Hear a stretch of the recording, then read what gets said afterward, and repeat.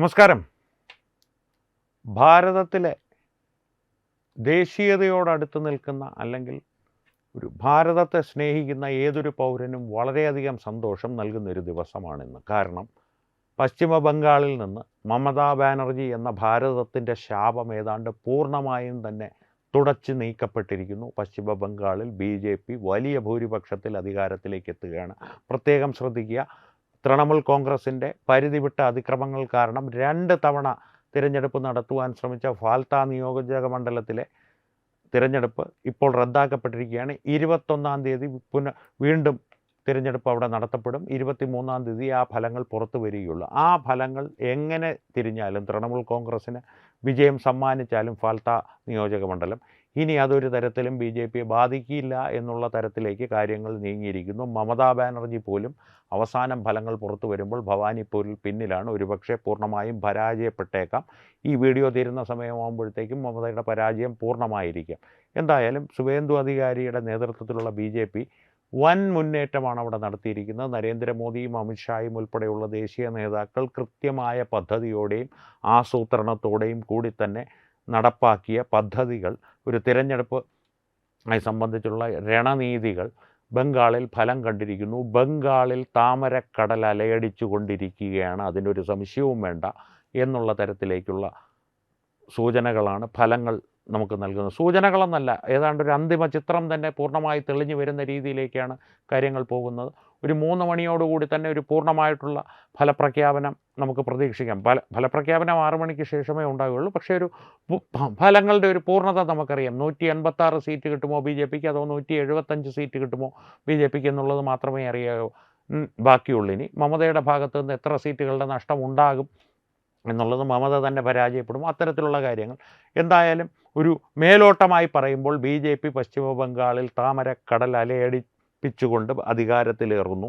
ഹൈന്ദവ വിരുദ്ധയായ അടിമുടി ദേശവിരുദ്ധത നിറഞ്ഞ ജിഹാദി പ്രേമിനിയായിട്ടുള്ള ഒരു ഭരണകർത്താവ്, അതും ഏകാധിപത്യത്തിൻ്റെ, ഇന്ന് ഏകാധിപതികളുടെ അന്ത്യത്തിൻ്റെ ദിവസമാണ്. കേരളത്തിൽ കാരണഭൂതനേക്കാൾ 10 മടങ്ങ് ഏകാധിപത്യം പ്രവണതയുള്ള MK സ്റ്റാലിൻ, അതിനേക്കാൾ ഒരു 100 മടങ്ങ് ഏകാധിപത്യ സ്വഭാവമുള്ള മമതാ ബാനർജി, ഇവരെല്ലാം ഇന്ന് പടിയിറങ്ങുകയാണ്. വെറുതെ പടിയിറങ്ങുകയല്ല, അവരുടെ സ്വന്തം ഇഷ്ടപ്രകാരം അധികാരത്തിൻ്റെ കസേരകളിൽ നിന്ന്, സിംഹാസനങ്ങളിൽ നിന്ന് ഇറങ്ങിപ്പോവുകയല്ല. ജനം അവരെ തൂക്കിയെടുത്ത് പുറത്ത് കളയുകയാണ്, അവരെ നിഷ്കാസിതരാക്കുകയാണ്, അവരെ അധികാരഭ്രഷ്ടരാക്കുകയാണ്. ഇനി ഇങ്ങ് തിരിച്ച് വരരുത് എന്നുള്ള കൽപ്പന നൽകിക്കൊണ്ട് ജനവിധി എഴുതുകയാണ്. അതുകൊണ്ട് തന്നെ കാരണഭൂതൻ പോയി, MK സ്റ്റാലിൻ പോയിക്കൊണ്ടിരിക്കുന്നു. മമത ഏതാണ്ട് അവസാനിച്ച അവസ്ഥയിലേക്ക് എത്തുന്നു. ഒപ്പം മമതയുടെ ജിഹാദി സുഹൃത്തുക്കൾ, അവർക്ക് ഇനി വളരെ നല്ല കാലമാണ്. നമ്മുടെ ട്രോൾ വീഡിയോയിൽ പറയുമല്ലോ, ഇനി അങ്ങോട്ട് നല്ല സ്വകവാ എന്ന് പറയുന്നത് പോലെ ഇനി അങ്ങോട്ട് ജിഹാദികളുടെ കാര്യം നല്ല സ്വകവാ. കാരണം സുവേന്ദു അധികാരി എന്ന് പറയുന്നത് ഒട്ടും മയമില്ലാത്ത ഒരു ഹിമന്ത് ബിസ്വയാണ്. ഹിമന്ത് ബിസ്വയ്ക്ക് പിന്നെയും കുറച്ച് മനുഷ്യപ്പറ്റുണ്ട്. സുവേന്ദു അധികാരിക്ക് ഇത്തരക്കാരെ കൈകാര്യം ചെയ്യുന്ന കാര്യത്തിൽ യാതൊരു മയവുമില്ല. പ്രത്യേകിച്ച് അമിത്ഷായെ പോലുള്ളൊരു വ്യക്തി അവിടെ വന്ന് കൃത്യമായിട്ടുള്ള പദ്ധതികൾ തയ്യാറാക്കി കയ്യിൽ കൊടുത്തതിന് ശേഷം ഇത്രയും കാലം അവിടുത്തെ BJP RSS കാര്യകർത്താക്കൾ നേരിടേണ്ടി വന്നിട്ടുള്ള ക്രൂരതകൾക്ക് എണ്ണി മറുപടി ഇനി ആ ക്രിമിനലുകൾ പറയേണ്ടി വരും നിയമപരമായി. ഒരു പക്ഷേ ബുൾഡോസർ രാജോ എൻകൗണ്ടർ രാജോ അവിടെ നടപ്പാക്കപ്പെട്ടാൽ പോലും ആരും അതിശയിക്കപ്പെടേണ്ടതില്ല. പക്ഷേ പശ്ചിമ ബംഗാളിൽ മമതയുടെ പരാജയം നാം ആഘോഷിക്കുമ്പോൾ, അല്ലെങ്കിൽ അതിൽ സന്തോഷിക്കുമ്പോൾ തന്നെ, ഈ ദേശവിരുദ്ധത മാത്രമല്ല, ഹിന്ദുവിരുദ്ധയും കൂടിയായിരുന്നു മമത. പശ്ചിമ ബംഗാളിൻ്റെ പ്രതീകമാണ്, പശ്ചിമ ബംഗാളിൻ്റെ കുലദേവിയാണ് കാളി. ആ കാളിയുടെ ഉത്സവങ്ങൾ പോലും, അല്ലെങ്കിൽ രാമനവമി, ദുർഗാഷ്ടമി, ഇതിനെല്ലാം തടസ്സങ്ങൾ സൃഷ്ടിച്ച് ജിഹാദികളെ പ്രീണിപ്പിക്കുവാൻ വേണ്ടി രാപകൽ കഷ്ടപ്പെട്ടിരുന്ന ഒരു വ്യക്തി കൂടിയാണ് മമതാ ബാനർജി. അതുകൊണ്ട് തന്നെ ദേശീയതയോടടുത്ത് നിൽക്കുന്ന ഹിന്ദുക്കളും ഹിന്ദുക്കളല്ലാത്ത ദേശീയവാദികളും സന്തോഷിക്കുന്ന ഒരു ദിവസമാണ്. പക്ഷേ ആ സന്തോഷം നമ്മൾ ആഘോഷിച്ച് മധുരപലഹാരങ്ങൾ വിതരണം ചെയ്ത് ആസ്വദിക്കുന്ന വേളയിലും കേരളത്തിലേക്ക് നാം ഒന്ന് തിരിഞ്ഞു നോക്കണം. കേരളത്തിലെ കാരണഭൂതൻ്റെ പരാജയമല്ല വിഷയം.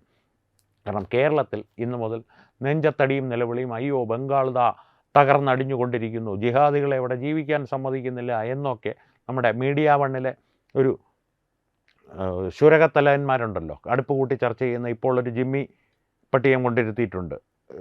ബിസ്ക്കറ്റുമൊക്കെ കൊടുത്തൊരു വളർത്തുനായും ജർമ്മൻ ഷെപ്പേർഡ് അല്ലെങ്കിൽ പോലും ഒരു നാടൻ കില്ലപ്പട്ടിയും കൊണ്ടിരുത്തിയിട്ടുണ്ട്. അത്തരത്തിലുള്ള ശുരകശിരസ്കന്മാരുണ്ടല്ലോ, ആ സുരകശിരസ്കന്മാർ ഇന്ന് മുതൽ നെഞ്ചത്തടിയും നിലവിളിയും തുടങ്ങും. ഞങ്ങൾ വിശ്വസിക്കില്ല, കംപ്ലീറ്റ് EVM ഉടായിപ്പാണ് ഇത്. ഞങ്ങൾ സൗദി ഗ്രാൻഡ് മുഫ്തിയുടെ അടുത്ത് പറഞ്ഞു കൊടുക്കും. ഇപ്പോൾ സൗദി ഗ്രാൻഡ് മുഫ്തി ശത്രുവാണല്ലോ. ഇറാൻ ഗ്രാൻഡ് മുഫ്തിയുടെ അടുത്ത്, പരമോന്നത നേതാവിൻ്റെ അടുത്ത് പറഞ്ഞു കൊടുക്കും. അടിസ്ഥാനപരമായിട്ട് ഇതിലൊന്നുമല്ല കാര്യങ്ങൾ ഇങ്ങനെ വിശദീകരിക്കുമ്പോൾ BJPയുടെ കൃത്യമായിട്ടുള്ള ജിഹാദി ധ്വംസന തന്ത്രങ്ങളാണ് ഇവിടെ നടത്തിക്കൊണ്ടിരിക്കുന്നത്. തൃണമൂൽ കോൺഗ്രസ്സിന് ആത്മാർത്ഥമായും സ്വാതന്ത്ര്യത്തോടും ഗുണ്ടായിസം പ്രവർത്തിക്കുവാനുള്ള അല്ലെങ്കിൽ പ്രകടിപ്പിക്കുവാനുള്ള ഒരു സ്വാതന്ത്ര്യം പോലും ഈ തിരഞ്ഞെടുപ്പ് കാലത്തുണ്ടായിരുന്നില്ല എന്ന് മറ്റേ മൗദൂദിയോ അങ്ങനെ എന്തോ ഒരു സാഹിബുണ്ടല്ലോ, അടുപ്പൂട്ടി ചർച്ചയ്ക്ക് ഒരു നേതൃത്വം വഹിക്കുന്ന ഒരു പാതി അമൈര ശിരസ്കൻ എന്ന് പറയുന്ന ട്രീ കട്ടർ ചാനലിലുള്ള അത്തരത്തിലുള്ള പാതി അർദ്ധ അമൈര ശിരസ്കന്മാരുടെ നിലവിളികൾ, ജിഹാദികളുടെ നിലവിളികൾ ഇന്ന് മുതൽ കേരളത്തിൽ നിന്ന് ഉയരും ബംഗാളിനെ പ്രതി. കാരണം NDAക്ക് കേരളത്തിൽ ഒരു 10 സീറ്റ് കിട്ടിയിരുന്നെങ്കിൽ പോലും അവർക്ക് ഇത്രയും വിഷമം ഉണ്ടാവില്ല. കാരണം മമതാ ദീദി എന്നുള്ളത് ഈ ജിഹാദികളുടെ ഒരു അടുത്ത ഇമാം മഹദി വരുന്നത് വരെ എങ്കിലും അടുത്ത ഒരു മഹദിനിയായിരുന്നു അവരെ സംബന്ധിച്ചിടത്തോളം. കാലാകാലത്ത് അവരിങ്ങനെ ഒരു ബിംബത്തെ ഉണ്ടാക്കി വെച്ച് അതിനെ പൂജിച്ച് കൊണ്ടു നടക്കും. അത് കുറച്ച് കഴിയുമ്പോഴത്തേക്ക് നരേന്ദ്രമോദിയോ അല്ലെങ്കിൽ BJPയുടെ ഏതെങ്കിലും പ്രാദേശിക നേതൃത്വമോ തല്ലി തകർത്ത് പറഞ്ഞു വിടും. അത് കഴിയുമ്പോൾ അടുത്ത ബിംബത്തെ പൊക്കിക്കൊണ്ടുവരും. പക്ഷേ കഴിഞ്ഞ കുറേ കാലങ്ങളായി BJPക്ക് ശക്തമായ പ്രതിരോധം തീർത്ത് പശ്ചിമ ബംഗാളിൽ നിലകൊണ്ടിരുന്ന രാജ്യവിരുദ്ധമായ ഒരു ശക്തിയായിരുന്നു. അതുകൊണ്ട് തന്നെ ഭാരതവിരുദ്ധമായിട്ടുള്ള ഒരു ശക്തി ആയതുകൊണ്ട് തന്നെ ജിഹാദികൾക്ക് ഏറ്റവും പ്രിയപ്പെട്ട ഒരു യൂസ്ഫുൾ ഇഡിയറ്റായിരുന്നു മമതാ ബാനർജിയെ പ്രയോജനമുള്ള വിഡ്ഢി എന്ന് ഞാൻ വിളിക്കില്ല. കാരണം രാഷ്ട്രീയം കളിക്കുന്ന കാര്യത്തിൽ അവർ വളരെയധികം ബുദ്ധിയുള്ളൊരു വ്യക്തി തന്നെയായിരുന്നു. പക്ഷേ സാഹചര്യങ്ങളുടെ സമ്മർദ്ദം മൂലം ജിഹാദികൾ മാത്രമായി അവരെ പിന്തുണയ്ക്കുന്ന ഒരു വിഭാഗം, ആ പിന്തുണ മാത്രം മതി അവർക്ക് അധികാരത്തിൽ തുടരുവാനും എന്നുള്ളൊരു സാഹചര്യവും സൃഷ്ടിക്കപ്പെട്ടു. അതുകൊണ്ട് തന്നെ അവർ കൂടുതൽ ജിഹാദി പ്രകടനങ്ങൾക്ക് വേണ്ടിയിട്ട് തയ്യാറാവുകയും അതിൻ്റെ ഭാഗമായി ഹൈന്ദവ ധ്വംസനം നടത്തുകയും ചെയ്തു. വലിയ കൂട്ടക്കൊലകളും ഹിന്ദു സ്ത്രീകൾ ബലാത്സംഗം ചെയ്യപ്പെടുന്ന സാഹചര്യങ്ങളും ഇപ്പോൾ ഫാൽത്തയിൽ തിരഞ്ഞെടുപ്പ് നടക്കാൻ പോകുന്ന ഫാൽത്തയിലെ ഇപ്പോഴത്തെ മമതയുടെ പ്രധാന ജിഹാദി ഗുണ്ട ജഹാംഗീർ ഖാൻ, അയാളുടെ ഗുരു ഉസ്താദ് ഷെയ്ഖ് ഷാജഹാൻ, ഇവരെല്ലാം സമാനതകളില്ലാതെ സന്ദേശ് ഖലീലാവട്ടെ ഫാൽത്തയിലാവട്ടെ സമാനതകളില്ലാത്ത ഹൈന്ദവ വേട്ടയായിരുന്നു നടത്തിയിരുന്നത്. ആളുകളെ കൊല്ലുന്ന, ആണുങ്ങളെ കൊന്ന് മരങ്ങളിൽ പരസ്യമായി കെട്ടിത്തൂക്കുന്നത് മാത്രമല്ല, പരസ്യമായി ഹിന്ദു സ്ത്രീകളെ, പെൺകുട്ടികളെ പിടിച്ചു കൊണ്ടുപോയി ബലാത്സംഗം ചെയ്ത് എതിർക്കുന്നവരെ അല്ലെങ്കിൽ പരാതി പറയുന്നവരെ കൊന്നു തള്ളുന്ന ഒരു നടപടിക്രമങ്ങൾ വരെ, ഒരു പ്രാകൃതമായിട്ടുള്ള ഒരു 1400 വർഷങ്ങൾക്ക് മുമ്പ് ഏതെങ്കിലും മരുഭൂമിയിലുണ്ടായിരുന്ന പ്രാകൃത ഗോത്രത്തിൻ്റെ ഒരു സ്വഭാവം പ്രകടിപ്പിക്കുന്ന തരത്തിലുള്ള കുറ്റകൃത്യങ്ങൾ ബംഗാളിലുടനീളം നടന്നിരുന്നു. ഇനി ഡയമണ്ട് ഹാർബർ മോഡലല്ല നടക്കുവാൻ പോകുന്നത്. ഇനി ഒരു പക്ഷേ ബംഗാളിൽ ഈ ഡയമണ്ട് ഹാർബർ മോഡലിനെ തകർക്കുന്ന ബുൾഡോസർ മോഡലോ എൻകൗണ്ടർ രാജ് മോഡലോ ആയിരിക്കും നടക്കാൻ പോകുന്നത്. ഒരു പക്ഷേ UPയിലെ സിംഗമായിട്ടുള്ള അജയ് പാൽ ശർമ്മ അവിടെ തന്നെ തുടർന്ന് ഈ എൻകൗണ്ടറുകൾക്കെല്ലാം നേതൃത്വം വഹിക്കുവാനും സാധ്യതയുണ്ട്.